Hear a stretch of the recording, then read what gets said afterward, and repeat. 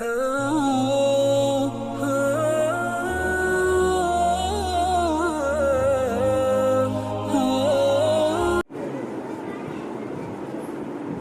ونصلي على رسوله الكريم.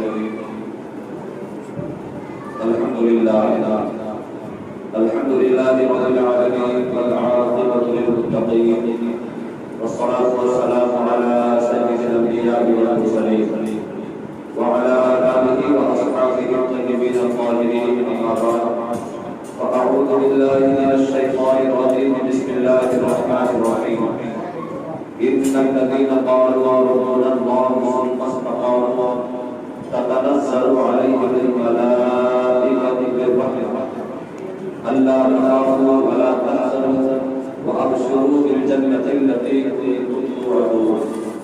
آمنت بالله صدق الله العظيم وصدق رسوله النبي الأمين الحكيم الكريم ونحن على ذلك من الشاهدين والشاكرين والحمد لله رب العالمين. عقیدت و محبت کے ساتھ بارگاہ رسالت صاحب صلی اللہ تعالی علیہ وسلم میں ہدیہ نبی مساور دار سیدنا و مولانا محمد صلی اللہ علیہ وسلم علیہ یا رسول اللہ صلی اللہ علیہ وسلم. حضرات گرامی، اللہ کے فضل اور اس کی توفیق سے ذکر شہدائے کربلا کی یہ 5ویں نشست ہے جو سنی اجمیری مسجد سے نشر کی جا رہی ہے. اس محفل کی برکتوں کی دعائیں ہم صبح و شام کرتے ہیں کہ مولا اپنے حبیب اور محبوب کے صدقے ان محافل کی برکتوں سے ہم سب کو بالا بالا فرمائے. ذکر حسین رضی اللہ تعالی عنہ کی محفل کوئی عام محفل نہیں ہے بلکہ امام حسین رضی اللہ تعالی عنہ کا ذکر تو ملائکہ آسمانوں میں کرتے ہیں. ساری کائنات تاجدار نبوت جناب محمد رسول اللہ صلی اللہ تعالی علیہ وسلم کا ذکر کرتی ہے اور ہمارے اور آپ کے آقا امام حسین کا تذکرہ آپ کی پیدائش کا ہے. تو یہ ذکر جو ہے کربلا والا کا ذکر یہ حصول برکت کا سبب ہے. لہذا ایسی مسجدوں کے لوگوں کو آنا چاہیے، بیٹھنا چاہیے اور برکتیں حاصل کرنا چاہیے.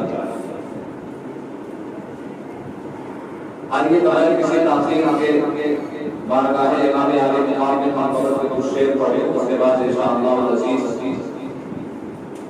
آیت کریمہ کی تعریف کو ضروری باتیں عرض کرنے کی کوشش کروں گا. محبت کے ساتھ درود پاک کریں. اللہم صل علی سیدنا و شفیعنا صلو علیہ الصلوۃ والسلام علیہ یا رسول اللہ صلی اللہ علیہ وسلم.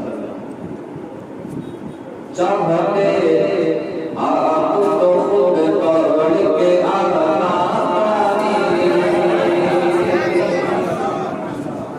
چاہتے آپ تو خود توڑ کے آنا چاہتے آپ تو خود توڑ کے آنا چاہتے آپ تو خود توڑ کے آنا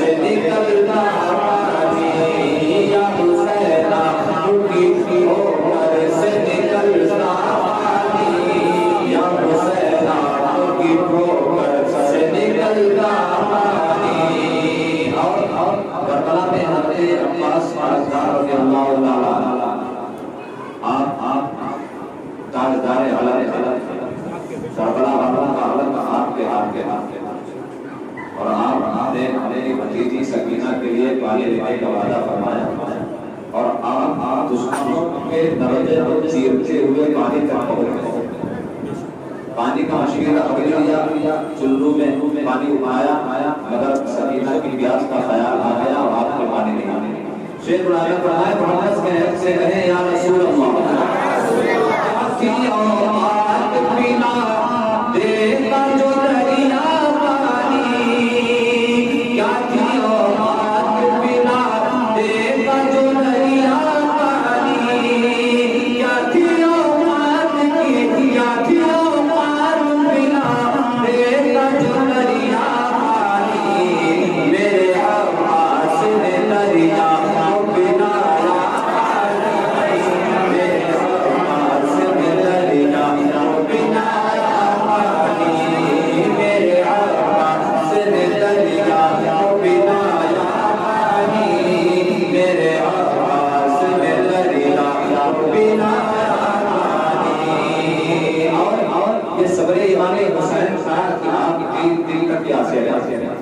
ورنہ امام حسین رضی اللہ تعالیٰ عنہ کی شان تو وہ شان ہے کہ اگر آپ اشارہ کرتے تھے انگلی سے تو آسمان چیر کا پانی یہ شان امام علی مقام ہے لہذا شیخ العالم فرمائے چاہتے تو خود توڑ کے آتا پانی یا حسین آپ کی ٹھوکر سے نکلتا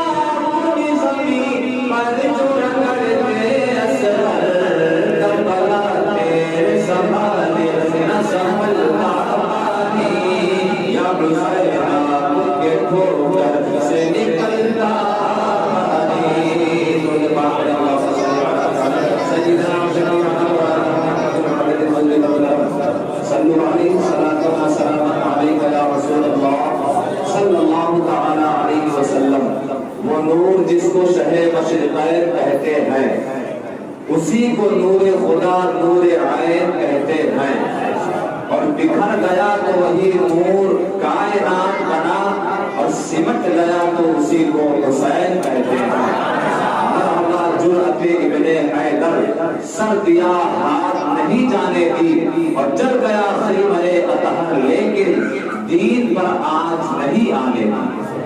حضرات گرامی آج میں نے جس آیت کریمہ کی تلاوت کا شرف حاصل کیا ہے اللہ تعالیٰ ارشاد فرماتا ہے ان الذین قالوا ربنا اللہ، بے شک وہ لوگ جو کہتے ہیں کہ اللہ میرا یا ہمارا رب ہے، ثم استقاموا پھر اسی پر قائم رہتے ہیں، تتنزل علیہم الملائکہ تو اللہ تعالیٰ ان پر فرشتوں کو نازل فرماتا ہے، ان پر فرشتے نازل ہوتے ہیں، اللہ تخافوا ولا تحزنوا وابشروا بالجنة التي كنتم توعدون، اور جب فرشتے آتے ہیں تو انہیں اس بات کا دلاسا دیتے ہیں کہ غمگین مت ہونا، خوف مت کھانا، وابشروا اور تمہیں بشارت دی جاتی ہے بالجنة التي كنتم توعدون، اس جنت کے لیے جس کا تم سے وعدہ کیا گیا۔ آگے فرشتے ارشاد فرماتے ہیں نحن اولیاءکم فی الحیات الدنیا وفی الآخرہ، ہم تمہارے اس دنیا کے حیاتی کے بھی ساتھی ہیں اور آخرت کے بھی دوست ہیں۔ تو اس آیت کریمہ میں قالوا ربنا اللہ ثم استقاموا، جو استقامت فی الدین رہے، استقامت علی الدین رہے، جس استقامت کا تذکرہ کیا گیا ہے اس استقامت کا مظاہرہ کربلا کے تاجدار سیدنا امام حسین رضی اللہ تعالی عنہ نے مکمل اس کا مظاہرہ کیا، اور آپ مکمل استقامت علی الدین پر قائم رہے، ڈٹے رہے، پائے استقلال میں ہلکی سی بھی جنبش کہیں نہیں ہے۔ کل کی تقریر اگر آپ کو یاد ہوگی تو اس میں بتایا گیا تھا کہ یزید جب تخت نشین ہوا تو اس نے اپنی بیعت کروانی چاہی، اپنے آپ کو خلیفۃ المسلمین کہلوانا چاہا۔ بہت سارے چاپلوس قسم کے لوگ تھے، انہوں نے اس کو خلیفۃ المؤمنین تسلیم کیا۔ اس میں بہت سارے اچھے لوگ بھی تھے، مطلب کچھ صحابہ کرام بھی تھے جنہوں نے یزید کے ہاتھ پر بیعت کی۔ اب ایسا نہ کہا جائے، کچھ لوگ کہتے ہیں ان صحابہ کرام کو جنہوں نے یزید کے ہاتھ پر بیعت کی ان کو برا بھلا اور لعن کہتے ہیں، ایسا نہیں ہے۔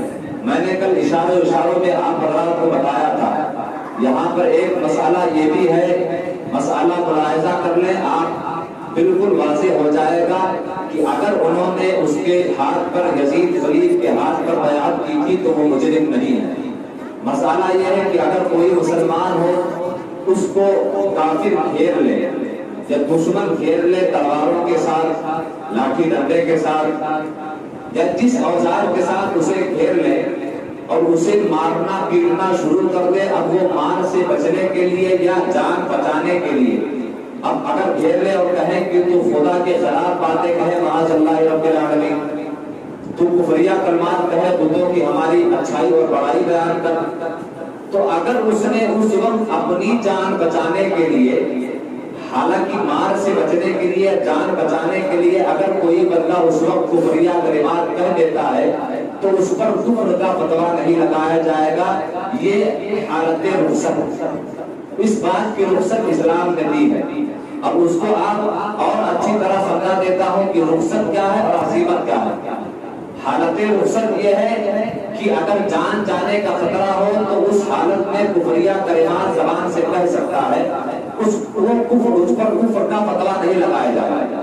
حضرت عمار بن یاسر رضی اللہ تعالیٰ عنہ صحابی رسول ہیں، آپ کو کفار نے گھیر لیا اور آپ کو مارنا شروع کر دیا۔ کفار نے کہا کہ ہمارے بتوں کی بڑائی بیان کرو اور خدا کے بارے میں الٹا سیدھا کہو۔ حضرت عمار بن یاسر رضی اللہ تعالیٰ عنہ نے مار سے بچنے کے لیے اور جان کو بچانے کے لیے آپ نے اپنے زبان سے کفریہ کلمات ادا کر دیے۔ صحابہ کرام نے سنا تو وہ لرز گئے کہ یاسر نے کیا کر دیا ہے۔ صحابہ کرام حضور صلی اللہ تعالیٰ علیہ وسلم کی بارگاہ میں حاضر آتے ہیں اور عرض کرتے ہیں، یا رسول اللہ صلی اللہ تعالیٰ علیہ وسلم، یاسر نے کفر کر دیا ہے۔ اللہ کے حبیب صلی اللہ تعالیٰ علیہ وسلم حضرت عمار بن یاسر کو بلاتے ہیں اور پوچھتے ہیں، اے یاسر، جب تم نے مار سے بچنے کے لیے کفریہ کلمات کہے تھے تو تمہارے دل میں اس وقت کیا تھا؟ حضرت یاسر نے فرمایا کہ اس وقت اے اللہ کے رسول، اس وقت میرا دل ایمان پر مطمئن تھا۔ اللہ کے حبیب صلی اللہ تعالیٰ علیہ وسلم نے فرمایا، یاسر کافر نہیں ہوا، یاسر کافر نہیں ہوا۔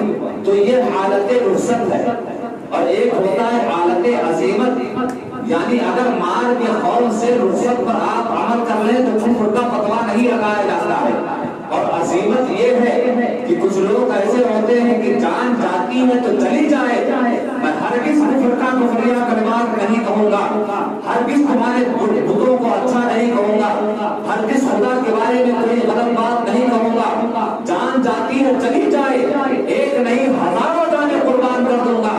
تو یہ ہے عزیمت پر عمل کرنا۔ حضرت یاسر نے، عمار بن یاسر نے رخصت پر عمل کیا، اور وہی حضرت بلال رضی اللہ تعالیٰ عنہ ہے، چابک پڑھتے جا رہے ہیں۔ بلال کہہ دے کہ ہمارے جتنے خدا ہے وہ سچے ہیں۔ حضرت بلال چابک ڈھاتے جا رہے تھے، مگر احد احد احد کا نعرہ لگاتے جا رہے تھے۔ حضرت بلال نے عزیمت پر عمل کرنا ایک گوارا سمجھا مگر رخصت پر عمل کرنا گوارا نہیں سمجھا. تو رخصت پر عمل اگر کر لیا جائے تو وہ مجرم نہیں. ہاں یزید کی بیعت وہ لوگ جو اس بات کو جانتے ہوئے کہ یزید پلید ہے، یزید گندا ہے، بہت مکار ہے، چاپلوسی کے طور پر انہوں نے اگر بیعت کر لیا تھا تو وہ مجرم ہے. مگر جن صحابہ کرام نے رخصت پر عمل کیا تھا انہیں ہم ہرگز مجرم نہیں کہہ سکتے. اور سرکار تاجدار مدینہ صلی اللہ تعالی علیہ وسلم کے شہزادے سیدنا امام علی مقام نے رخصت پر عمل نہیں کیا بلکہ عزیمت پر عمل کیا. اور جو رخصت پر عمل کرتے ہیں انہیں آئیڈیل نہیں بنایا جاتا ہے بلکہ جو عزیمت پر عمل کرتے ہیں انہیں آئیڈیل بنایا جاتا ہے. لہذا تاجدار کربلا رہتی دنیا تک کے لیے آئیڈیل بن گئے ہیں. آپ کے کردار کو لوگ اپنا رہے ہیں، آپ کے لوگ کو، آپ کے نام کو لوگ اپنا رہے ہیں، آپ کے حسن و اخلاق کو لوگ اپنا رہے ہیں. وجہ یہ ہے کہ تاجدار کربلا نے رخصت پر نہیں بلکہ عزیمت پر عمل کیا. اب معاملہ یہ ہے کہ یزید تخت نشین ہوا، اس کو یہ بات بتائی جا رہی تھی کہ اگر تین اہم شخصیتیں تھیں، ایک سیدنا امام حسین بن علی رضی اللہ تعالیٰ عنہ، ایک حضرت عبداللہ بن زبیر رضی اللہ تعالیٰ عنہ اور ایک حضرت عبداللہ بن عمر رضی اللہ تعالیٰ عنہ. یہ تین اجل شخصیات تھیں اور اسے اس بات کا پتا تھا کہ اگر ان تینوں شخصیات نے میرے ہاتھ پر بیعت نہیں کی تو مجھے کوئی خاطر خواہ فائدہ نہیں ملے گا اور میں قاعدے سے بادشاہت نہیں کر سکتا ہوں.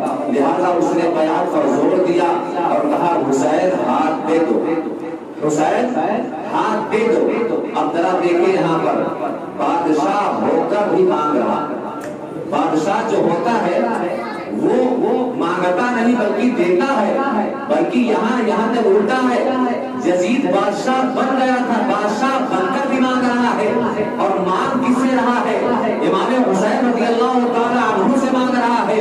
اللہ اکبر. جس خاندان کے امام حسین ہے، جن کا خاندان تمام سخیوں میں سب سے زیادہ سخی ہے، وہ خاندان جس کے درے دور پر اگر کسی سائل نے سوال کر دیا تو اس خاندان سے کبھی کسی کو خالی لوٹایا نہیں گیا. بادشاہ بن کر بھی آل رسول سے مانگ رہا ہے. کن سے مانگ رہا ہے؟ جن کے رگوں میں رسول اللہ صلی اللہ تعالی علیہ وسلم کا خون جاری تھا. اللہ اکبر. بادشاہ بن کر یزید نے حسین کا ہاتھ مانگا لیکن امام حسین نے ہاتھ نہ دیا، دین کی عزت کو بچا لیا. ہاتھ نہ دے کر دین کو عزت کو بچا لیا ہے. اب یزید نے مانگا تھا، اب اہل خاندان کی سخاوت کی کوئی برقرار رکھنا تھا، سخاوت کا بھی خیال رکھنا تھا. دینا تو کچھ تھا، مانگا گیا تھا. ایسا خاندان تھا ہی نہیں جو کبھی انکار کرتا. لہذا امام حسین کو دینا تو کچھ ضرور تھا. لہذا امام حسین نے ہاتھ نہ دے کر دین کی آبرو کو بچا لیا اور اپنا سر دے کر خاندان کی سخاوت کی آبرو کو بچا لیا. سر دے دیا، ہاتھ نہ دے کر دین کی آبرو کو بچایا ہے اور سر دے کر اپنے خاندان کی سخاوت کی آبرو کو بچا لیا. اللہ کیسا سخی خاندان ہے، کیسا سخی خاندان ہے. نسل کریموں کی لجپال گھرانہ ہے.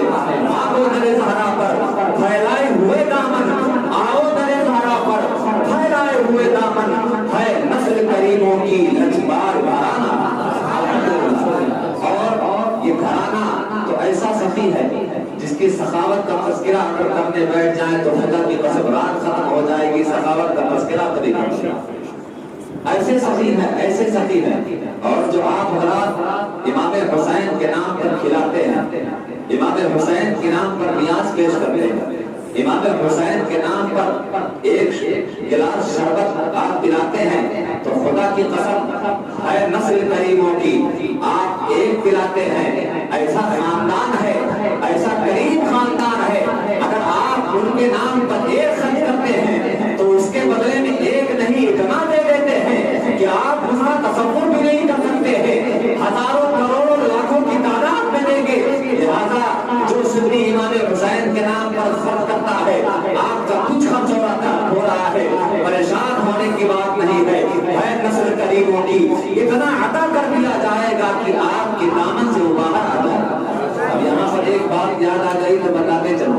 حضرت امام حسین رضی اللہ تعالیٰ عنہ آپ کے تین بھائی ایک مرتبہ سفر حج پر نکلتے سبحان اللہ، کتنا سہانا سفر رہا ہوگا کہ جس سفر میں تینوں بھائی ساتھ، ایک تو حضرت امام حسن اور ایک حضرت امام حسین اور دوسرے بھائی حضرت جعفر طیار کے بیٹے حضرت عبداللہ۔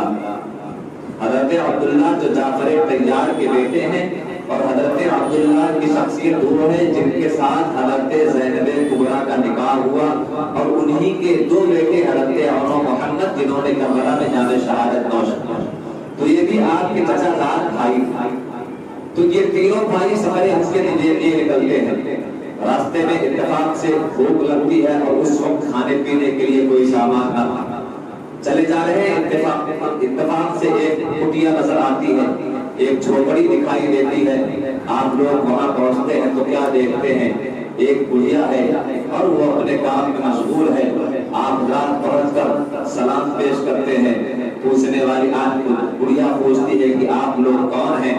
آپ لوگ عرض کرتے ہیں کہ ہم سفر حج کے مسافر ہیں، لہذا ہمیں کچھ بھوک لگی تھی، آپ کا گھر دیکھا، لگا کہ شاید آپ کے یہاں کچھ مل جائے۔ اس عورت کے یہاں صرف ایک بکری کا بچہ تھا، لہذا اس نے مسافروں کو دیکھا، پہچانتی بھی نہ تھی کہ کون ہے، لہذا اس نے اپنے ایک بکری کے بچے کو ذبح کیا۔ ذبح کرنے کے بعد آپ لوگوں کو کھلایا۔ آپ نے کھانا کھایا اور کھانا کھانے کے بعد کچھ تحفے تحائف دے کر اس کے یہاں سے نکلتے ہیں اور سفر حج پر چلے جاتے ہیں۔ وہ جو میں نے بات کہی نا کہ اگر آپ ایک خرچ کرو گے تو ہزاروں روپے در سے ملتا ہے، مثال اسی کی دے رہا ہوں اور روایت کے ساتھ دے رہا ہوں۔ آپ لوگ سفر حج کو چلے جاتے ہیں، سفر حج پر جب نکل جاتے ہیں تو اس بوڑھی عورت کا شوہر آتا ہے اور کہتا ہے کہ لاؤ بیوی کچھ کھانے کے لیے ہو تو بڑھیا عرض کرتی ہے کہ میرے شوہر نامدار گھر میں کچھ نہیں ہے، ایک ہی بچہ تھا، ابھی کچھ دیر پہلے کچھ مسافر جو حج کو جا رہے تھے لہذا وہ ہمارے گھر مہمان بن کر آئے، میں نے اس ایک بکری کے بچے کو ذبح کر کے انہیں کھلا دیا، وہ انہوں نے کچھ تحفے تحائف دیے ہیں۔ شوہر کہتا ہے ایک ہی تو تھا کیوں کھلا دیا؟ اور عرض کرتی ہے جانے دیجیے، مسافر تھے، اللہ کے گھر کے لیے مسافر تھے، ایک کھلا دیا ہے، اللہ بہت دے گا۔ لہذا امام حسن و حسین اور آپ کے بھائی سفر حج سے واپس ہو کر مدینہ شریف تشریف لے آتے ہیں۔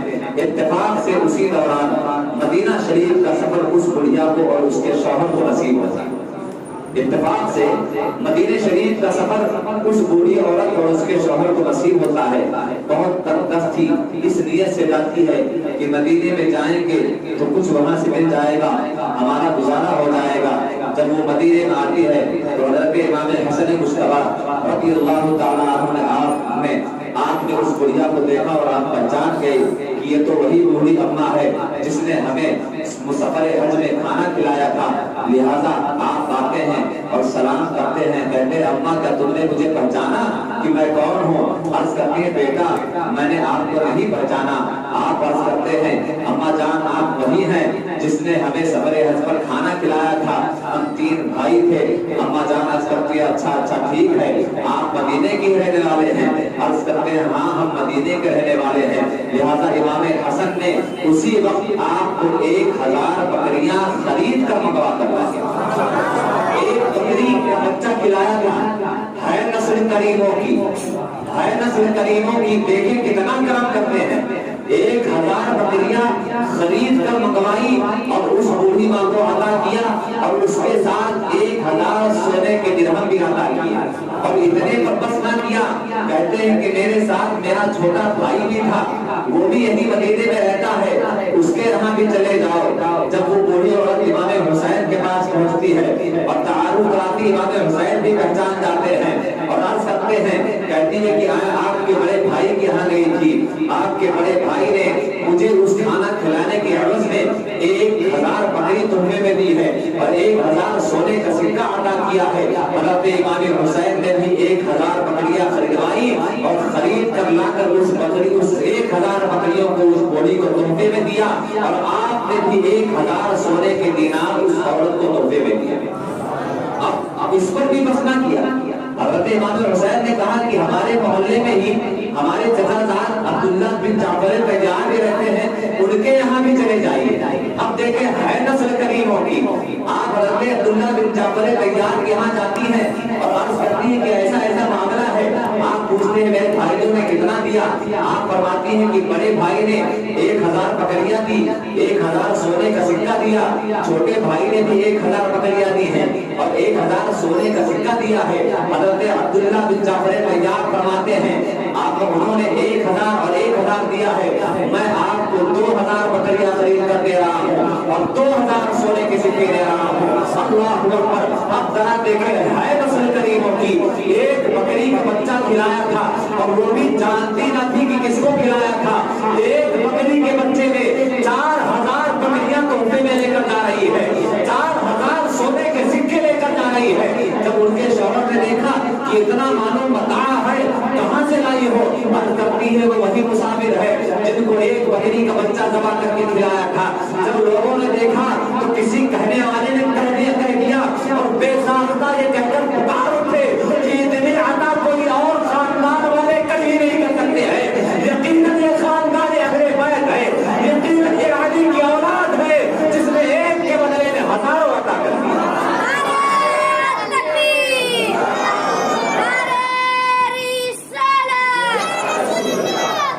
آؤ در زہرا پر پھیلائے ہوئے دامن ہے نسل کریموں کی لجپال گھرانہ، لجپال گھرانہ ہے۔ تو حضرات بات چل رہی تھی، نکل گئی کہیں اور۔ یزید کا اس بات پر مطالبہ بڑھ گیا کہ حسین بیعت کرے اور ساتھ ہی ساتھ حضرت عبداللہ ابن زبیر اور حضرت عبداللہ ابن عمر بھی بیعت کرے۔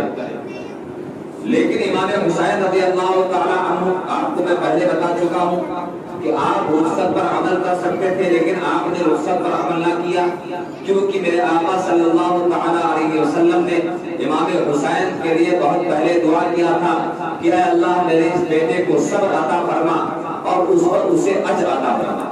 لہذا دین کو بچانے کے لیے امام حسین کی پرورش کی تھی خود میرے آقا جناب محمد رسول اللہ صلی اللہ تعالیٰ علیہ وسلم نے۔ اور اگر امام حسین بیعت کر لیتے تو آپ کی بیعت کرنے سے پوری ملت آپ کے پیچھے آ جاتی، دین کا بہت بڑا نقصان ہوتا اور یزید پلید جیسا آدمی وہ اپنے آپ کو سر اونچا کر کے کہہ سکتا تھا کہ میں حقیقتاً خلیفۃ المسلمین ہوں، دیکھو اللہ کے رسول کے گھر والوں نے میری بیعت کر دی۔ لیکن جب امام حسین نے صاف منع کر دیا کہ میں اے یزید میں ہاتھ نہ دوں گا چاہے تو میرا سر لے لے، ہاتھ نہیں دوں گا چاہے تو میرا سر لے لے، سر تو دے سکتا ہوں ہاتھ نہیں دوں گا۔ اسی لیے کسی کہنے والے نے کہا کہ مرحبا جرأت ابن حیدر، سر دیا ہاتھ نہیں جانے دی اور چل گیا خیمہ اطہر، لیکن دین پر آنچ نہیں آنے۔ دین کو بچانے کے لیے آقا کی تربیت، آقا کے بارگاہ کی تربیت آقا اور اللہ کے حبیب صلی اللہ تعالیٰ علیہ وسلم نے ایسی تربیت دی تھی کہ میرے آقا صلی اللہ تعالیٰ علیہ وسلم نے بارہا اپنے زبان مبارک کو امام حسین کے ذہن مبارک میں داخل کروایا۔ زبان مبارک کو لعاب دہن کئی مرتبہ آپ کو اپنا چکھوایا۔ اب ذرا دیکھیں کہ لعاب مصطفیٰ کی عظمت اور برکت کیا ہے۔ لعاب مصطفیٰ کو پہلے سمجھے کہ لعاب مصطفیٰ کی عظمت کیا ہے۔ اگر میرے آقا اپنے لعاب دہن مبارک کو کھارے کنویں میں ڈال دیتے تو وہ کنویں کا پانی میٹھا ہو جایا کرتا تھا۔ اور اس لعاب کی برکت یہ تھی کہ مدینے میں ایک خاتون تھی جو بہت ہی تیز ترنار تھی اور بہت ہی زیادہ ہنسی مذاق کیا کرتی تھی، لوگ اس سے بچا کرتے اور بہت ہی تیز زبان کی، بہت زیادہ تیز، لوگ اس سے بچا کرتے ہیں۔ فلاں بڑھیا نہیں چھوٹ جاؤ کہ ابھی کچھ نہ کچھ کہے گی، اور معاشرے میں کچھ نہ کچھ ایسے لوگ ہوتے بھی ہیں ابھی بھی کہ جس سے لوگ بچتے ہیں کہ فلاں آنا ابھی کچھ نہ کچھ کہہ دے گا، اس سے اچھا ہے کہ راستہ تبدیل کر دیا جائے۔ تو صحابہ کرام بھی جب اس بوڑھی عورت کو دیکھا کرتے تھے تو اپنا راستہ تبدیل کر دیا کرتے تھے، کہیں ایسا نہ ہو جیسے ابھی دیکھ لے گی تو ابھی کچھ نہ کچھ سنانا چالو کر دے گی۔ ایک مرتبہ جناب محمد رسول اللہ صلی اللہ تعالیٰ علیہ وسلم آپ اپنے کاشانہ نبوت کے باہر بیٹھ کر کچھ کھا رہے اور وہ اتنی تیز تھی عورت، وہ بوڑھی عورت اتنی تیز تھی کہ وہ آئی اور سرکار دو عالم صلی اللہ تعالیٰ علیہ وسلم کے ہاتھ سے جو آدھا نوالا، آدھا آپ کے ذہن مبارک میں گیا تھا، آدھا جو آپ کے ہاتھ میں تھا، ہاتھ سے چھین کر کھا لیا اور ہاتھ سے چھین کر کھا لیا۔ خدا کی قسم مؤرخین نے بیان کیا کہ وہی عورت جس کی زبان پر ہمیشہ گالیاں رہتی ہیں، وہی عورت جس کی زبان کی مار سے بچنے کے لیے صحابہ کرام اپنا راستہ تبدیل کر دیا کرتے تھے، لیکن مؤرخین اس بات کو لکھتے ہیں اور صحابہ کرام بھی اس بات کے گواہ ہیں کہ جس دن سے اس بوڑھی عورت نے میرے آقا جناب محمد رسول اللہ صلی اللہ تعالی علیہ وسلم کا جھوٹا نوالہ کھایا تھا اور لعاب دہن کا کچھ حصہ اس کے لبوں میں گیا تھا، خدا کی قسم اس دن کے بعد سے اس عورت نے کبھی کوئی سخت الفاظ کہے ہی نہیں ہے، جب بھی بولا ہے تو میٹھا بولا ہے۔ یہ لعاب دہن کی برکت ہے۔ ارے جب لعاب دہن کے چند قطرے کسی غیر کے منہ میں چلے جائیں تو وہ ہمیشہ کے لیے اس کی زبان میٹھی ہو جائے، تو تاجدار کربلا جنہوں نے ایک مرتبہ نہیں بلکہ سینکڑوں مرتبہ نبی کے لعاب کو اپنے منہ میں لیا ہوگا تو ان کا عالم تھا۔ اللہ اکبر، نعرہ رسالت، شہید اعظم، علماء اہل سنت، امام حسین رضی اللہ تعالیٰ عنہ سے آقا اتنی محبت فرماتے تھے کہ اتنی محبت آپ کے دو یا روایات کے مطابق 3 بیٹے ہوئے، آپ نے ان سے بھی نہیں فرمایا، اور آقا نے فرمایا کہ اے لوگوں، کائنات میں سب کے نسل ان کے باپ کے پشت سے چلے گی مگر میری نسل علی کے پشت سے چلے گی، اور قیامت کے دن ساری نسلیں، سارے حسب و نسب ختم ہو جائیں گے، صرف میرا نسب باقی رہے گا، میرا حسب باقی رہے گا۔ اللہ اکبر، اتنی محبت فرماتے تھے امام حسین رضی اللہ تعالیٰ عنہ سے۔ ایک مرتبہ امام حسین 55 کا عمر تھا، 7 سال کے جب ہوئے تو حضور صلی اللہ تعالیٰ علیہ وسلم کا وصال پرمنال ہوا۔ ظاہرہ آپ بہت چھوٹے تھے، آپ اپنے دروازے کے باہر کھیل رہے تھے اور آپ دیکھ رہے تھے کہ بچے سواریاں لے کر کھیل رہے ہیں۔ حضور آ گئے، اٹھایا اپنے نواسے کو، اپنے شہزادے کو، اپنے بیٹے کو، بلکہ بیٹا نہ کہیں، میں اپنی ذوق کے مطابق کہتا ہوں، وہ بیٹے اور بیٹیاں نہیں بلکہ شہزادے اور شہزادیاں، یہ ادب ہے۔ بیٹے کہیں گے تو سمجھانے کے لیے کہہ دیا جاتا ہے، اس میں کوئی حرج نہیں ہے، مگر ادب یہ چاہتا ہے کہ بیٹے بیٹیاں نہ کہیں بلکہ وہ شہزادے کہیں۔ بادشاہوں کے بچوں کو شہزادے اور شہزادیاں کہا جاتے ہیں، اور وہ کس بادشاہ کے بچے ہیں؟ شہنشاہ کونین کے بچے ہیں، شہنشاہ کونین کے بچے ہیں، لہذا انہیں شہزادے اور شہزادیاں کہا جائے تو اٹھاتے ہیں، شہزادے کو گود میں لیتے ہیں اور اپنی زبان مبارک امام حسین کے منہ میں داخل فرماتے ہیں اور بوسہ لیتے ہیں، لبوں کو چومتے ہیں، کبھی رخسار کو چومتے ہیں۔ امام حسین کا بچپنا تھا، آپ عرض کرتے ہیں نانا جان دیکھیں دوسرے بچے سواریوں پر کھیل رہے ہیں، مجھے بھی سواری چاہیے۔ خدا کے قسم محبت رسول دیکھیں کس قدر امام حسین سے محبت فرمایا کرتے تھے۔ جیسے ہی امام حسین نے یہ مطالبہ کیا، آپ فوراً گھٹنے کے پر زمین پر جاتے ہیں اور اپنے ہاتھوں کو زمین پر ٹیک جاتے ہیں، ٹیک دیتے ہیں، عرض کرتے ہیں حسین میرے شہزادے دیکھو تمہاری سواری تیار ہو گئی ہے۔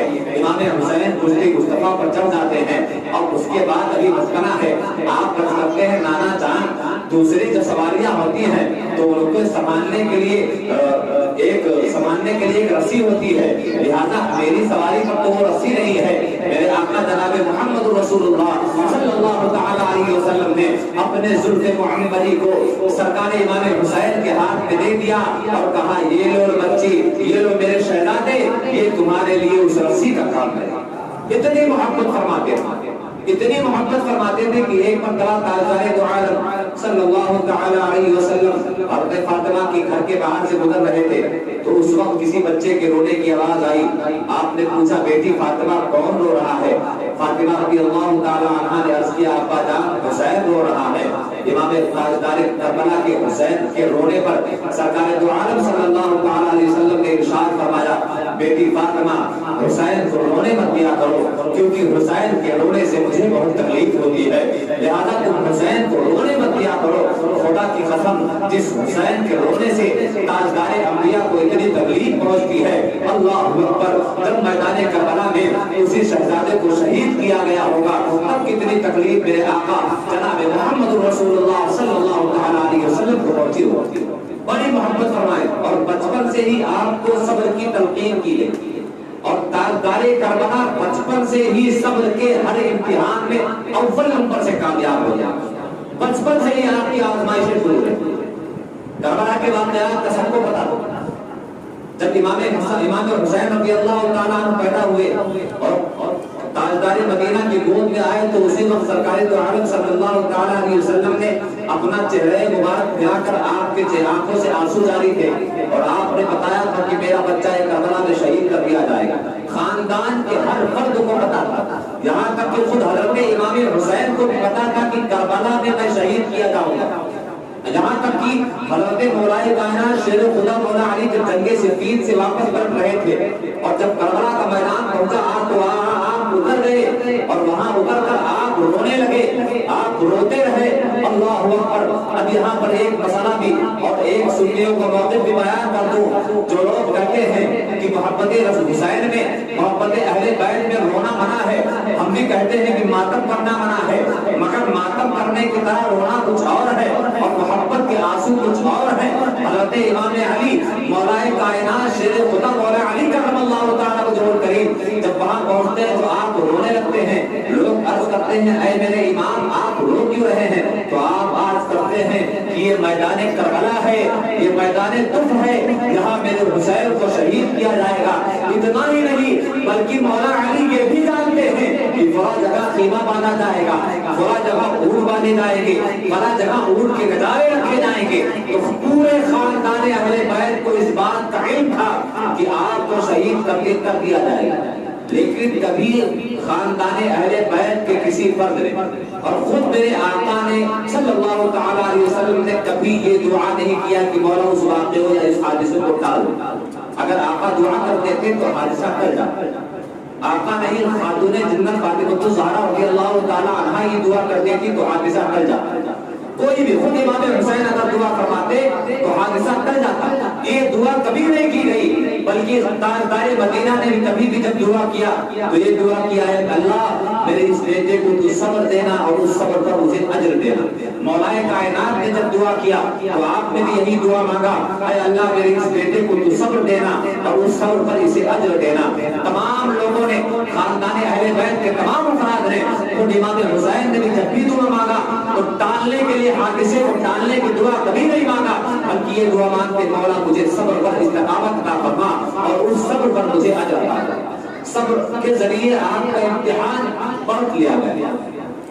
اس بات سے اندازہ لگائیے کہ آپ کا امتحان آپ 7 سال کی عمر میں تھے تب آپ کے نانا جان حضرت حضور تاجدار مدینہ جناب محمد رسول اللہ صلی اللہ تعالیٰ علیہ وسلم کا وصال ہوا. نانا جان کا ساتھ چھوٹ گیا. وہاں پر بھی 7 سال کی عمر میں حضرت امام حسین نے صبر کیا. اور جب تاجدار مدینہ صلی اللہ تعالیٰ علیہ وسلم کا وصال ہوا تھا جب پورے مدینے میں کوہرام مچا تھا, جنات تک رو رہے تھے, پیڑ پودے تک رو رہے تھے, پتھروں سے رونے کی آواز آ رہی تھی. جب اہل مدینہ اتنے غمگین تھے تو تاجدار کربلا جناب محمد رسول اللہ صلی اللہ تعالیٰ علیہ وسلم کتنے غمگین ہوئے ہوں گے. ان کی غمگینیت کا اندازہ لگایا نہیں جاتا ہے. مگر 7 سال کی عمر میں نانا جان کا ساتھ چھوٹا آپ نے صبر اور یہاں پر بھی صبر کے امتحان میں کامیاب. ابھی 6 مہینہ ہی نہیں گزرا تھا, 6 مہینہ ہی نہیں گزرا تھا کہ آپ کی والدہ ماجدہ سیدہ طیبہ طاہرہ متقیہ تاجدار تمام جنتی عورتوں کے سردار سیدہ خاتون جنت فاطمہ الزہرا رضی اللہ تعالیٰ عنہا کا بھی وصال ہوا. ماں کا بھی ساتھ چھوڑ گیا. آپ وہاں پر بھی صبر پر ڈٹے رہے. کچھ زمانے کے بعد امام حسن رضی اللہ تعالیٰ عنہ نے آپ کا ساتھ چھوڑا. آپ وہاں پر بھی صابر رہے. نگاہوں کے سامنے باپ مولا علی کو شہید کر دیا گیا. آپ نے وہاں پر بھی صبر کیا اور صبر کرتے رہے, صبر کرتے رہے. کس لیے؟ صرف دین کی بقا کو بچانے کے لیے, تحفظ ناموس رسالت کو بچانے کے لیے. اللہ کے حبیب نے ہمیشہ اس بات کا درس دیا تھا اے میرے بیٹے جب کربلا کے میدان میں تمہارے بیٹوں کے لاشوں پر گھوڑے دوڑائے جائیں گے تو تم صبر کرنا. بنو امیہ میں ایک انسان پیدا ہوگا جو میری سنتوں کو بتائے گا. اس کے سامنے تمہارا معرکہ آرائی ہوگی. دین کو بچانے کے لیے میرے بیٹے تم صبر کرنا. اور امام حسین نے صبر کا مظاہرہ کیا, دین کی عظمت کو بچا لیا. اور جب دین کی عظمت کو بچانے کے لیے اپنے آپ کو قربان کر دیا تو خدا کی قسم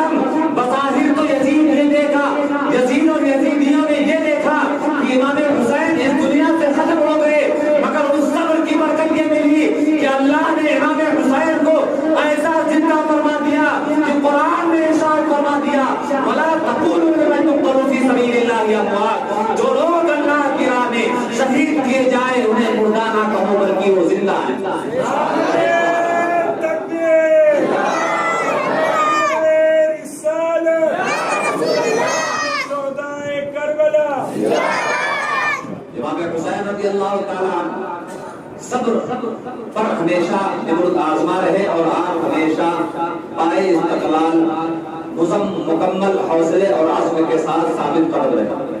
اب بات چل رہی تھی کہ یزید نے بیعت کا مطالبہ کیا تو اس وقت مدینے کا گورنر ولید بن عقبہ تھے جو محب اہل بیت تھے اور وہ اہل بیت کی تعظیم کو سمجھتے ہیں۔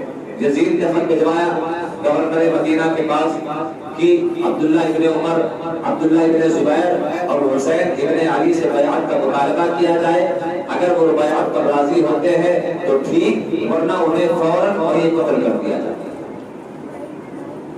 ولید بن عقبہ جو محب اہل بیت تھے، جب انہوں نے خط دیکھا تو انہوں نے فوراً لا حول ولا قوت الا باللہ العلی العظیم پڑھا اور کہا خدا کی قسم اگر ایک ولید نہیں بلکہ ہزاروں ولید ہوتے تو ہزاروں ولید کو میں قربان کرنے پر خوش ہو جاتا، مگر میں کبھی یہ نہیں چاہوں گا کہ اہل بیت مصطفیٰ کے جشن و جرات کو قتل کروں۔ لہذا چونکہ بادشاہ تھا اس وقت یزید، اس کا حکم تھا، لہذا آپ نے اپنے ایک خادم کو حضرت عبداللہ ابن زبیر، حضرت عبداللہ ابن عمر اور امام حسین کی خدمت میں بھیجا کہ آپ لوگوں کو بلایا جائے۔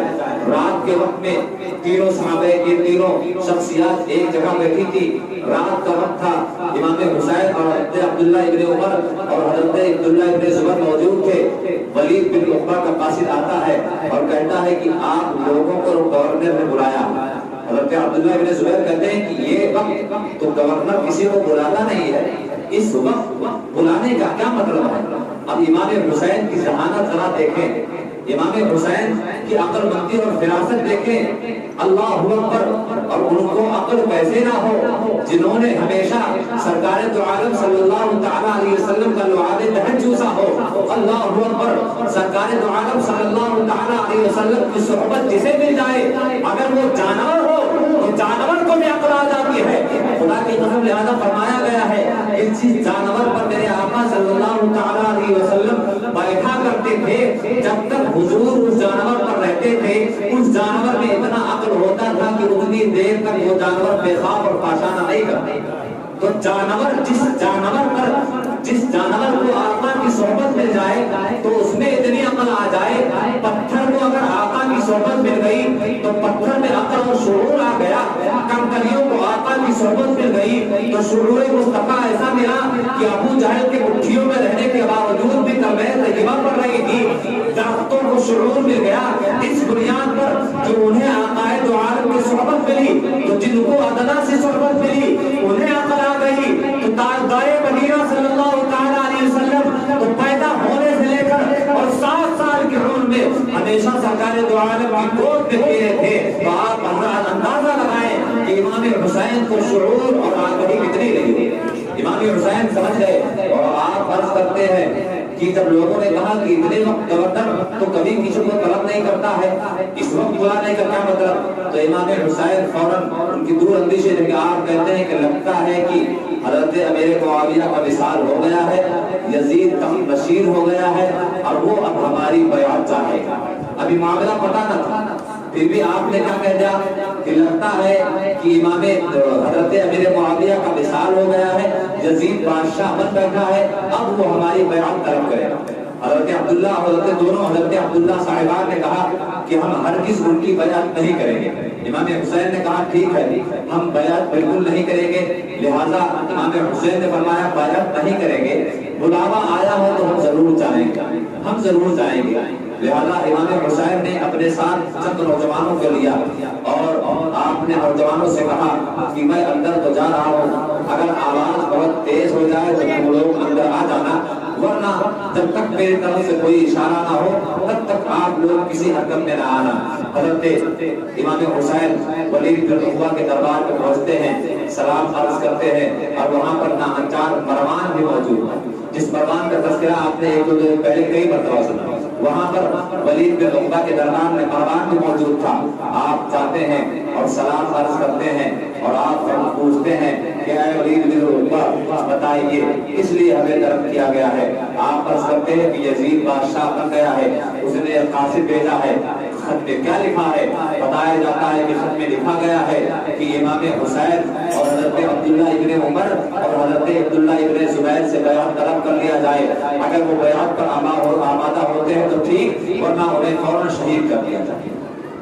حضرت امام حسین نے فرمایا مجھ جیسا آدمی رات کے اس وقت میں تنہائی میں بیعت نہیں کرے، میرے شان یہ بات نہیں ہے کہ مجھ جیسا آدمی رات کے اس حصے میں اور تنہائی میں بیعت کرے، میں تو بیعت کروں گا جب پورے مدینے کی عوام موجود ہو، لہذا مجھے جانے کیا جائے۔ مروان جو ناہنجار کمینہ جس کے باپ کو حضور نے اپنے بارگاہ سے بلایا تھا، وہ کمین ابن کمین کہتا ہے اے ولید تم کو پتہ نہیں ہے کہ بادشاہ نے کیا حکم دیا تھا، اگر بیعت نہیں کرتے انہیں فوراً قتل کر دیا جائے، اے ولید انہیں یہی قتل کر دو، اگر انہیں یہاں قتل نہ کر پائے تو پھر یہ حسین تمہارے ہاتھ آنے والے نہیں ہیں۔ اتنا سننا تھا کہ کربلا کے تاجدار کو جوش آتا ہے، جس کے رگوں میں خون حیدری دوڑ رہا تھا۔ کربلا انگیز میں عرض کرتے ہیں ناہنجار تو مجھے مانے گا، میری اتنی اوقات ہے کہ تو مجھے قتل کرے گا، کس کے اندر کس کے مانے اتنا دودھ پلایا ہے جو مجھے یہاں پر قتل کرے گا۔ جب شیر خدا کے شیر نے للکارا تو مروان بھی خاموش ہو گیا، اور ولید بن عقبہ جو کہ پہلے سے ہی سلندر تھے، اہل بیت کے ماننے والے تھے، آپ نے مروان کو خاموش کرایا اور آپ نے کہا حضور جائیے ہم بعد میں بات کریں۔ اور جب آپ اپنے گھر پہنچے رات میں تو آپ کے چہرے پر افسردگی کے آثار تھے، چہرہ اترا ہوا، ایسا حسین چہرہ، اللہ اکبر، ایسا حسین چہرہ۔ اب یہاں پر آپ کے ذوق کے مطابق ایک بات عرض کرتا چل رہا ہے، چونکہ ہم اہل محبت ہیں، ہم محبت کے بندے ہیں، ہم مذہب عشق و محبت والے ہیں، لہذا دیکھیں اللہ کے حبیب صلی اللہ تعالی علیہ وسلم نے اپنے دونوں شہزادوں کا نام کیا رکھا؟ ایک کا نام حسن اور ایک کا نام حسین، ایک کا نام حسن اور ایک کا نام حسین۔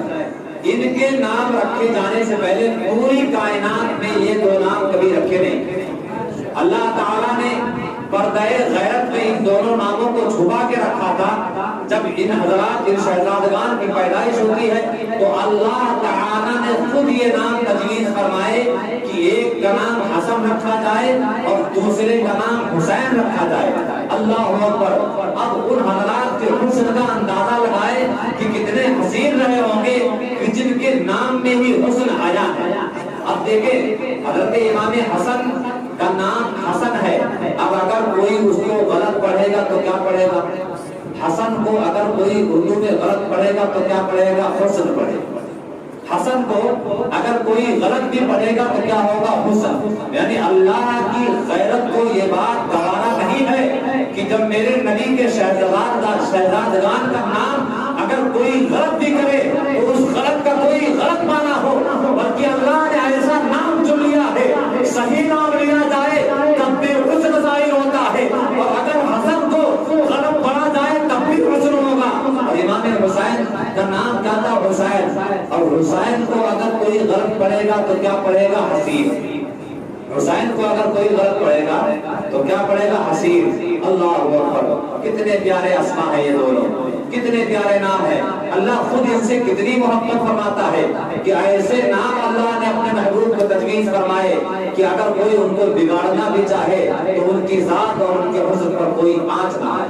اللہ اکبر۔ اور میں تو کہتا ہوں کہ کائنات میں اب کوئی دوسرا حسن ہو ہی نہیں سکتا، کائنات میں آپ کے بعد رہتی دنیا کا کوئی حسن ہو ہی نہیں سکتا۔ ہاں غلام حسن اور غلام حسین تو ہوں گے۔ اب اگر کوئی کہے کہ وہ حسن دنیا میں آ گئے ہیں، خدا کی قسم کائنات ختم ہو جائے گی، قیامت آ جائے گی، مگر کوئی حسن اب جیسا حسن مبارک کوئی آ ہی نہیں سکتا ہے۔ اگر کوئی حسن آ گیا تو حسن کے بھائی حسین جیسا بھائی کہاں سے لاؤ گے؟ اگر کوئی حسن بنتا ہے تو اس حسن کے نانا جیسا نانا کہاں سے لاؤ گے؟ اگر کوئی حسن بنتا ہے تو حسن کے ابا جان جیسا ابا کہاں سے لاؤ گے؟ اگر کوئی حسن بنتا ہے تو حسن کی نانی جیسی نانی کہاں سے لاؤ گے؟ نہ حسن کے نانا جیسا کوئی نانا آ سکتا ہے، نہ آپ کے ابا جیسا کوئی ابا ہو سکتا ہے۔ تو پتا چلا کائنات میں کوئی دوسرا حسن ہو ہی نہیں سکتا، نہ حسن ہو سکتے ہیں نہ حسین ہو سکتے ہیں، بلکہ غلام حسن ہو سکتے ہیں، غلام حسین ہو سکتے ہیں۔ اور میں تو کہتا ہوں کہ اپنے بچوں کے نام ان بزرگوں کے نام پہ رکھا کرو، نام کی برکت ہوتی ہے، نام کی برکت ہوتی ہے، لہذا اپنے بچوں کا نام ان بزرگوں کے نام پہ رکھو تاکہ آپ کا بیٹا جب بڑا ہو جائے تو اسے اس بات کا اندازہ ہو جائے میرا باپ نہ ناصبی تھا نہ خارجی تھا بلکہ محب اہل بیت۔ اور ان ناموں کی برکت سے بزرگوں نے فرمایا ہے کہ اسماء، بزرگوں کے اسماء صحابہ کرام اور اہل بیت کے جو نام ہیں ان کے نام کی برکت یہ ہے کہ جو یہ نام رکھ لیتا ہے اس نام رکھ لینے کی وجہ سے صرف وہ جنتی ہو جائے گا۔ اور اس نام کی برکت یہ ہوگی کہ جب تک دنیا میں رہے گا سر بلند ہو کے رہے گا، اور میدان محشر میں جب تمام لوگوں کی گردنیں ندامت سے جھکی ہوگی مگر جو یہ نام حسن و حسین کے نام پر ہوں گے میدان محشر میں وہ نام بھی سر بلند ہوگا۔ بات چل رہی تھی کتنا حسین چہرے مبارک پر افسردگی کے آثار ہے، لوگ گھر والے پوچھتے ہیں کیا بات ہے، آپ عرض کرتے ہیں اب وہ آ گیا کہ مدینہ چھوڑنا، اب وہ آ گیا کہ مدینہ چھوٹ جائے، اللہ مدینہ چھوٹ جائے۔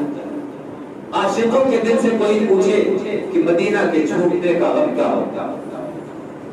ہمارے امام 14 صدی کے بعد، 14 صدیوں کے بعد جو ہمارے مجدد ہیں انہوں نے شعر کہا یا میں قافلتی زیدی اجلا، یعنی اے میرے قافلے والو جب میں مدینے میں رہتا ہوں اور مدینے سے جانے کا خیال آتا ہے تو میں تڑپ اٹھتا ہوں، اے میرے قافلے والو مدینے میں رہنے کی مدت کو اور بڑھا دیا جائے، کیونکہ جب بھی مدینہ چھوڑنے کا خیال آتا ہے میرا دل دھک دھک کرنے لگتا ہے۔ اللہ اکبر، 1400 سال کے بعد جو صرف ایک مسافر بن کر گیا تھا اس کے مدینہ چھوڑنے کا مطلب یہ ہے کہ جب آپ فرماتے ہیں کہ جب مدینہ چھوڑنے کا خیال آتا ہے تو دل دھک دھک کرنے لگتا ہے۔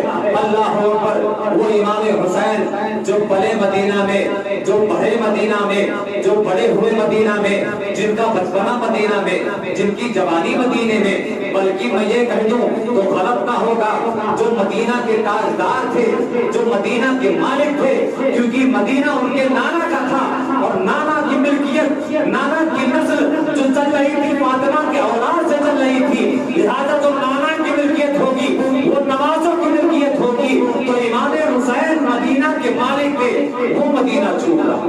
اللہ، کون مدینہ؟ وہ مدینہ جس مدینے میں آپ نے نانا جان کے کندھوں پر بیٹھ کر سواری، وہ مدینہ چھوٹ رہا ہے جس مدینے میں آپ اپنے بھائی حسن کے ساتھ کھیلا کرتے تھے، وہ مدینہ چھوٹ رہا ہے جہاں پر آپ کے ابا تھے، آپ کی والدہ تھی، آپ کے بھائی تھے، آپ کی بہنیں تھی، اور سب سے بڑھ کر تاجدار مدینہ آپ کے نانا جان کا روضہ مبارک تھا۔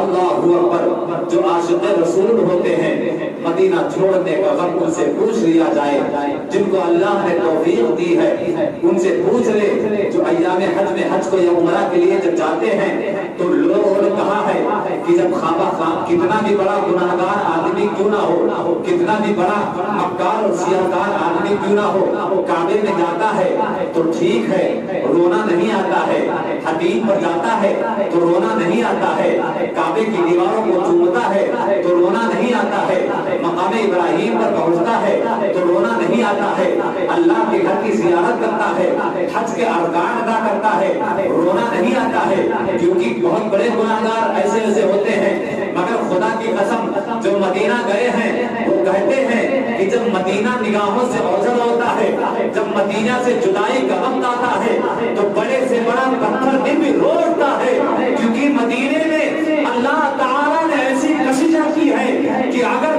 کوئی بھی چلا جائے تو مدینے سے پھر اس کا دل ایسا لگ جاتا ہے کہ پھر مدینہ چھوڑنے کا تصور اس کے دل سے نکل جاتا ہے۔ یہاں پر دیکھیں امام حسین مدینہ چھوڑ رہے ہیں، مسافر ہونے کی غرض سے نہیں بلکہ مقیم تھے وہاں، تقریباً 51-56 سالہ زندگی آپ کی مدینے میں، کچھ سال بیچ کے کوفہ میں، بلکہ پر ساری زندگی آپ کے مدینے میں گزری، مگر وہ مدینہ چھوٹ رہا ہے۔ कितनी तकलीफ हुई होगी। यहाँ पर भी इमाम हुसैन ने सब्र किया। खानदान वालों ने कहा अब क्या करेंगे? आपने फरमाया मदीना छोड़ दिया जाएगा। आपसे पूछा गया कहाँ जाएंगे? कोई मंजिल का पता नहीं है, जहाँ मर्जी मौला हो ले जाएगा मौला, वहाँ हम चले जाएंगे। मगर यहाँ पर एक बात बता दूं, इमाम हुसैन को इस बात का इल्म था कि मुझे अब करबला में जाना है और मुझे शहीद कर दिया जाना है, लेकिन आपने किसी बुनियाद पर उस बात को मख्फी रखा और आपने अपने वतन को छोड़ना गवारा किया। किस लिए? कि सिर्फ दीन की अजमत को बचाना। देखिए पसंद हर आदमी ये चाहता है कि अपने वतन में रहे। अपने वतन में रहना इंसान की पसंद होती है, उसकी तबीयत ये चाहती है कि अपने वतन में रहे। लेकिन इमाम हुसैन ने अपने पसंद के बरखिलाफ सिर्फ ईमान को बचाने के लिए मदीना छोड़ने का इरादा किया। अब यहाँ पर जरा देखें, ईमान के उन ठेकेदारों से मैं कहता हूँ कि आप ईमान कितनी बड़ी चीज है, ईमान का मकाम और मर्तबा क्या है कि इमाम हुसैन ने ईमान के लिए, ईमान को बचाने के लिए अपने वतन को छोड़ना यानी अपनी तबीयत के खिलाफ काम किया। अब वो लोग जिनके सरों पर टोपियां बोझ लगती है, वो लोग अपने को दिलों में देखें कि कहाँ है उनका ईमान। वो लोग जो जिना के अड्डे पर जाते हैं अपने दिलों में झांक कर देखे कि कहाँ मर गया है उनका ईमान। वो लोग जो हराम की रोजी अपने पेट में उतारते हैं, वो लोग देखें कि कहाँ मर गया है उनका ईमान। खुदा की कसम अगर 1 लाख रुपया जेब में रख ले तो आप बार बार जेब पर आपका हाथ जाता है कि लाख रुपया सलामत है कि नहीं सलामत है, मगर आप कभी अपने दिल में झांक कर ये नहीं देखते हैं कि मेरा ईमान सलामत है कि नहीं सलामत है। ये ईमान हम तक ऐसे ही नहीं पहुंचा है, बल्कि इस ईमान को तारे करबला ने अपने बच्चों को राह खुदा में देकर हम तक पहुंचाया है। अली की जवानी लुटाकर अपने बच्चों की जवानी को बर्बाद करवा कर हम तक पहुंचाया है। ये ईमान ऐसे ही हम तक नहीं पहुंचा है। ईमान की हिफाजत फर्ज है, ईमान की हिफाजत फर्ज है। अब उसके बाद अब आइए बिल्कुल अब इमाम मुकाम अली मुकाम रज़ियल्लाहु ताला अन्हु के सफर करबला पर बिल्कुल आ गए हैं और थोड़ा सा शुरू करके मैं बात अपने खत्म करूंगा। इमाम अली मुकाम ने फरमाया ठीक है, वो लोग जो जाने वाले हैं उनमें कौन कौन होगा कौन नहीं होगा।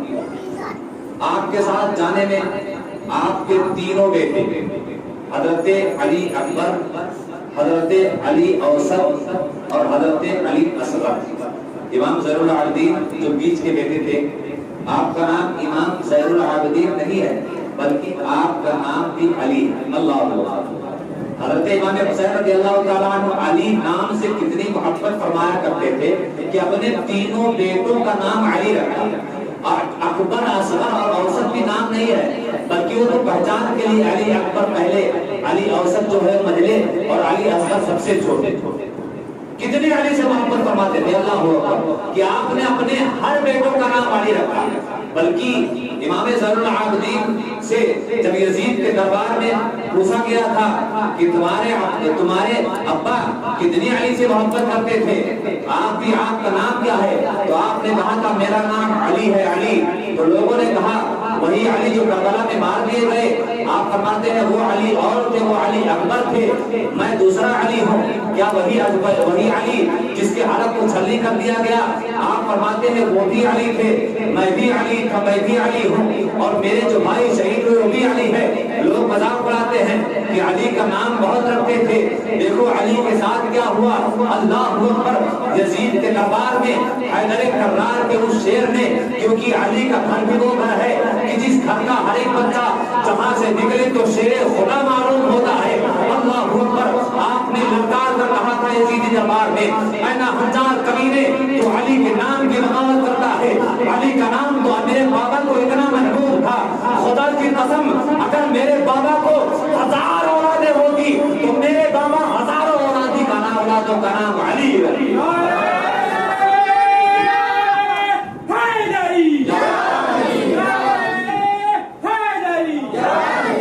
अब इमाम हुसैन ने फरमाया कि काफिले के साथ कौन जाएगा? तो आपके तीनों साहबजादे आपके साथ हुए। नाम हजरत अली अकबर, हजरत अली औसत जिसको इमाम ज़ैनुल आबिदीन कहा जाता है और हजरत अली असगर। आपके साथ ایک بیٹی حضرت سکینہ، روایت میں آتا ہے کہ آپ کی 3 بیٹیاں تھیں، کسی روایت میں آتا ہے کہ آپ کی 2 بیٹیاں، ایک تو حضرت سکینہ جو آپ کے ساتھ گئی اور دوسری حضرت زینب صغرا، بی بی صغرا جس کو وہ اس وقت بیمار تھی لہٰذا وہ آپ کے ساتھ مدینہ قافلے میں نہیں گئی۔ اور ایک روایت میں آتا ہے کہ ایک آپ کی بیٹی اور تھی جن کا نام ام کلثوم تھا، وہ بھی آپ کے ساتھ کربلا کے میدان میں گئی تھی، جن کا مزار مبارک ایران میں ہے۔ کچھ ہمارے علماء کرام نے وہاں پر زیارت کی ہے، مثال کے طور پر سید علی القادری صاحب خود وہاں پر تو ایک روایت کے مطابق آپ کی 2 بیٹیاں گئی اور ایک روایت کے مطابق حضرت سکینہ گئی، اور آپ کے ساتھ حضرت زینب کبریٰ جو آپ کی بہن اور مولائے کائنات شیر خدا مولا علی کا رضی اللہ تعالی وجہہ الکریم کی بہن تھی۔ اور کربلا کے معرکے میں امام حسین کے بعد اگر سب سے بڑی کوشش اور سب سے بڑا ہاتھ کسی کا ہے تو وہ سیدہ زینب سلام اللہ علیہا کا، کیونکہ اب اسی پر بات میں اور نام انشاءاللہ کا بتاؤں گا، اور سب پر انشاءاللہ تھوڑی تھوڑی روشنی ڈالی جائے گی کہ سب کی ولادت، سب کا وصال کیسے ہوا، کیونکہ ابھی ہمارے پاس 5-6 دن ہے انشاءاللہ، سب پر انشاءاللہ، کیونکہ یہاں سے اب کربلا چالو ہو رہا ہے، تفصیل سے بیان کیا جائے گا۔ حضرت زینب رضی اللہ تعالی عنہا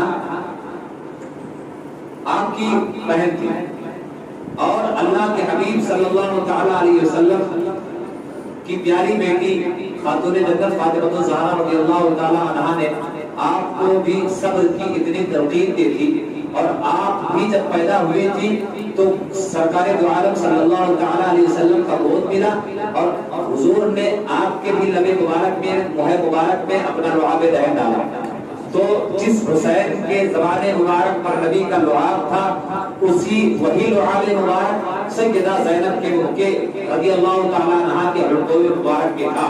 لہذا دیکھیں حضرت زینب کا معنی ہوتا ہے، آپ کا نام ہے زین اب، کیا نام ہے؟ زین اب، وہ پڑھتے ہو گیا زینب۔ اب دیکھیں زین کے معنی ہوتا ہے زینت، زین کے معنی کیا ہوتا ہے؟ زینت، اور اب معنی ہوتا ہے باپ۔ اللہ اکبر۔ حضرت زینب کے نام کا مطلب کیا ہوا کہ اپنے باپ کی زینت، اپنے باپ کی زینت۔ اور زینب کا ایک دوسرا معنی بھی ہوتا ہے کہ جو اپنے ارادے میں پکی ہو، جو کبھی اپنے جگہ سے ہٹے نہ، اپنے ارادے میں پکی ہو اور اپنے جگہ سے ہٹے نہ۔ یہی وجہ تھی زینب کا نام، حضرت زینب کا نام کا جو معنی تھا، کربلا میں تاجدار کربلا کے ساتھ قدم ملا کر اگر کوئی خاتون کھڑی رہی تو حضرت سیدہ زینب۔ اور دیکھیں سیدہ زینب ذات سے عورت، اور عورت کا تصور جب آتا ہے تو برتن مانجتی ہوئی عورت کا خیال آتا ہے، عورت کا تصور جب آتا ہے تو مردوں سے ڈری ہوئی سہمی ہوئی عورت کا خیال آتا ہے، عورت کا تصور جب آتا ہے تو ایک مرے ہوئے چوہے سی ڈر کر چلا دینے والی عورت کا تصور آتا ہے، عورت کا تصور آتا ہے تو کہیں 2-4 مرد اگر ہو جائے اور اکیلی عورت ہو تو عورت سہم جاتی ہے، مگر خدا کی قسم حضرت زینب رضی اللہ تعالی عنہا آپ کے حلقوم میں بھی، آپ کے رگوں میں بھی مصطفیٰ جان محمد صلی اللہ تعالی علیہ وسلم کا خون دوڑ رہا تھا، آپ کے رگوں میں بھی شیر خدا کا خون تھا، آپ کی رگوں میں بھی سیدہ خاتون جنت کا لبن مبارک شیر مبارک تھا۔ یہی وجہ تھی کہ کوئی عورت کا تصور جب آتا ہے تو آج کی عورتیں آتی ہے، مگر خدا کی قسم پورے دربار میں ہزاروں مرد کھڑے تھے، اور اس وقت سیدہ زینب رضی اللہ تعالی مردوں سے زیادہ بھی طاقتور ہو کر آپ بن کر کھڑی رہی اور یزید کو للکار کر کہتی رہی، اے یزید تو کیا سمجھتا ہے میرے بھائی کو تو نے شہید کر دیا ہے، تو یہ سمجھتا ہے کہ میرے نانا کے دین کو تو نے ختم کر دیا ہے، اے ناہنجار تو وہ سمجھ لے کہ میرے رگوں میں بھی اسی نانا کا خون دوڑ رہا ہے۔ جب تک زینب زندہ رہے گی اور جب تک زینب کی اولادیں زندہ رہے گی، خدا کی قسم تو نبی کے دین کو مٹا ہی گئی۔ اب انشاءاللہ العزیز کل سے قافلے میں جو لوگ اور تھے، ابھی چند ناموں کا ہی تذکرہ کیا گیا ہے، وہ نام آپ حضرات یاد رکھیں۔